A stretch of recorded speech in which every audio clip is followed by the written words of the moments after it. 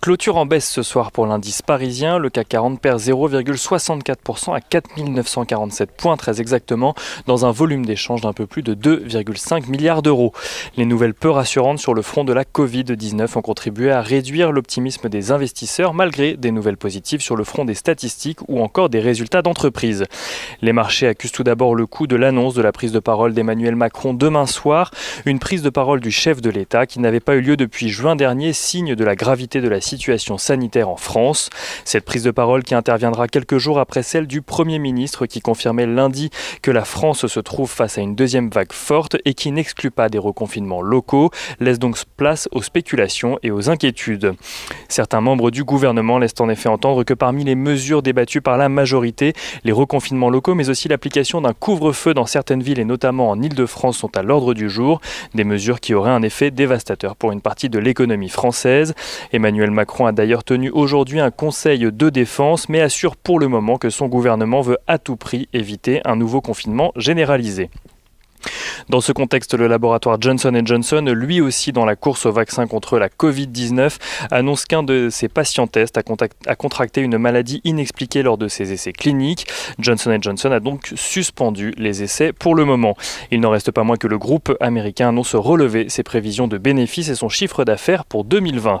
Autre entreprise scrutée pour ce début de saison de résultats, JP Morgan Chase affiche une croissance de son bénéfice de 4% au troisième trimestre et voit son BPA s'établir à 2,92$, tandis que Citigroup annonce de son côté un BPA qui passe à 1,40$ contre 2,7$ à la même période en 2019.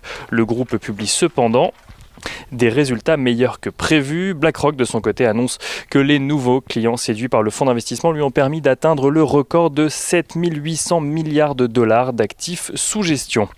Côté statistique à présent, le FMI revoit sa prévision à la hausse pour 2020, là où l'institution attendait une contraction de 5,2% de l'économie mondiale. Celle-ci passe désormais à 4,4%. Pour 2021, le FMI anticipe ensuite une croissance du PIB mondial de 5,2%. Aux États-Unis, l'inflation s'apprécie très légèrement en septembre de 0,2%. En Allemagne, en revanche, le climat des affaires se dégrade à cause des craintes sur le front sanitaire, mais aussi en lien avec le Brexit. L'indice ZOO du climat des affaires recule à 56,1 points en octobre contre 77,4 points en septembre. Et retour à Paris à présent avec les valeurs à la place parisienne ce soir. Airbus voit sa recommandation par JP Morgan passer de neutre à sous-performance. L'analyste estime en effet que le transport aérien ne devrait reprendre qu'à hauteur de 50% l'année prochaine, tandis que les compagnies aériennes devraient afficher de faibles niveaux de rentabilité. Airbus qui annonçait également aujourd'hui avoir trouvé un accord avec ses syndicats en matière de plan de sauvegarde de l'emploi. Sanofi, de son côté, annonce que le Dupixent, qu'il développe avec Regeneron pour traiter l'asthme sévère chez les enfants, obtient des résultats probants en essais cliniques.